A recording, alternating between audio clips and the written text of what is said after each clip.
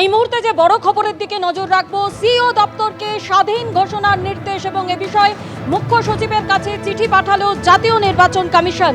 Voter তালিকা নিয়ে সংঘাতের আবহে মুখ্য সচিবকে চিঠি জাতীয় কমিশনের। রাজ্যের মুখ্য নির্বাচনী আধিকারিকের দপ্তরকে স্বতন্ত্র করার নির্দেশ। রাজ্যের মুখ্য সচিবকে চিঠি পাঠিয়ে এই নির্দেশ দিল জাতীয় নির্বাচন কমিশন। মুখ্য নির্বাচনী আধিকারিকের দপ্তরকে স্বাধীন দপ্তর হিসেবে ঘোষণার নির্দেশ। ইতিমধ্যেই চিঠি পৌঁছেছে নবান্নে, খবর নবান্ন সূত্রে। বর্তমানে রাজ্যের স্বরাষ্ট্র দপ্তরের অধীন মুখ্য নির্বাচনী আধিকারিকের কার্যালয়। স্বাধীন হলে রাজ্যের উপর নির্ভরশীলতা থাকবে না সিইও দপ্তরের। নির্বাচনী কর্মী নিয়োগেও নির্ভরশীলতা আর থাকবে না, খবর কমিশন সূত্রে। এতে স্বাধীনভাবে সংশোধনী পরিচালনায় বাধা থাকবে না, এমনই খবর কমিশন সূত্রে।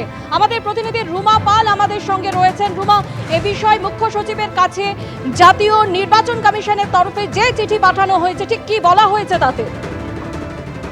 দেখো, প্রথমে বলে রাখি, যখন এসআইআর নিয়ে যে রাজনৈতিক তরজা তুঙ্গে, সেখানে দেখা যাচ্ছে যে নির্বাচন কমিশন থেকে একটি চিঠি পৌঁছেছে নবান্নে মুখ্য সচিবের কাছে, এবং সেই চিঠিতে কিন্তু নির্বাচন কমিশন নির্দেশ দিচ্ছে মুখ্য সচিবকে যে দ্রুত কিন্তু সিইও দপ্তরকে, অর্থাৎ মুখ্য নির্বাচনী আধিকারিকের দপ্তরকে স্বতন্ত্র হিসেবে ঘোষণা করতে হবে।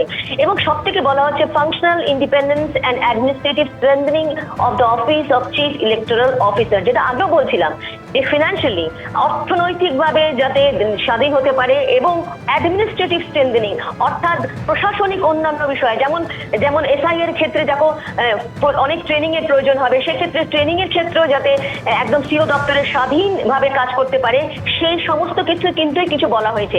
যদিও এসআইআর কথা উল্লেখ করা হয়নি, কারণ এসআইআর কিন্তু খুব দ্রুতই এখানে পশ্চিমবঙ্গে কিন্তু হবে, এমনটাই কিন্তু নির্বাচন কমিশন সূত্রের খবর। অন্যদিকে বলে রাখি, office of the chief electoral officer, যেটা হোম অ্যান্ড হিল অ্যাফেয়ার্স ডিপার্টমেন্টের আন্ডারে, এবং এতদিন পর্যন্ত কিন্তু রাজ্যের যে মুখ্য নির্বাচনী আধিকারিকের দপ্তর, সেটা কিন্তু স্বরাষ্ট্র দপ্তরের অধীন ছিল, এবং যত ফিনান্সিয়ালি বলো অথবা অন্যান্য বিষয়, সব ক্ষেত্রেই কিন্তু রাজ্যের উপর নির্ভরশীল হতে হয়েছে। এবং সেক্ষেত্রে কিন্তু অনেকটা ক্ষেত্রে এই চিঠিতে এমনটাও বলা হয়েছে যে অনেক ক্ষেত্রেই কিন্তু ফিনান্সিয়াল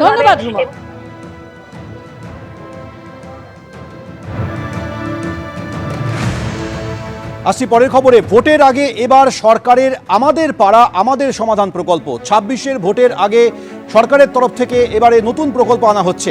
এই খবরের দিকে যেমন নজর থাকছে, এর পাশাপাশি আপনাদের এটাও জানাবো যে মমতা বন্দ্যোপাধ্যায় আজ সাংবাদিকদের মুখোমুখি হয়ে বলেন যে আলিপুরদুয়ারের একজনের কাছে একটি নোটিশ এসেছে। অসম সরকার থেকে ফালাকাটার একজনকে নোটিশ দিয়েছে।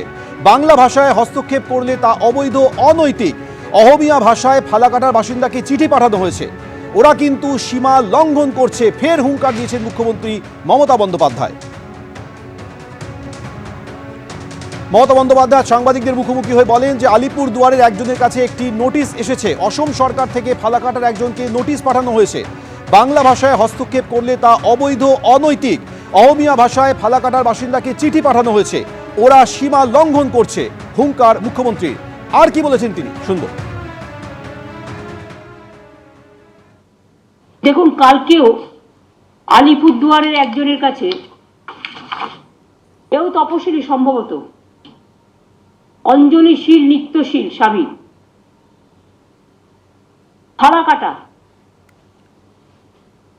কিন্তু চিঠিটা গেছে কুচবিহারে, ভুল করে আলিপুরদুয়ারে।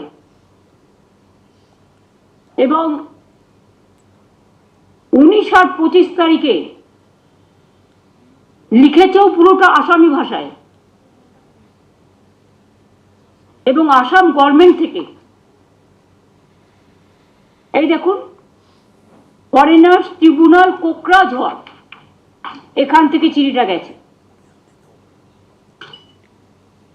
বাংলার ব্যাপারে আসাম কি করে হস্তক্ষেপ করে?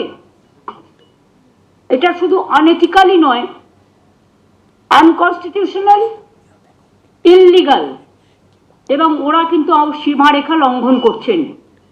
আমি ডাবল ইঞ্জিন সরকারকে, বিজেপিকে বলবো, নিজেদের চরকায় তেল দিন।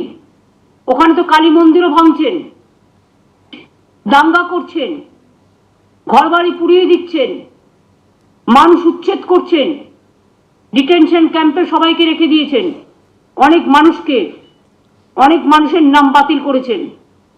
এইভাবে যদি মনে করেন আপনারা দেশ চালাবেন, দেশটা কিন্তু বিভক্ত হয়ে যাবে।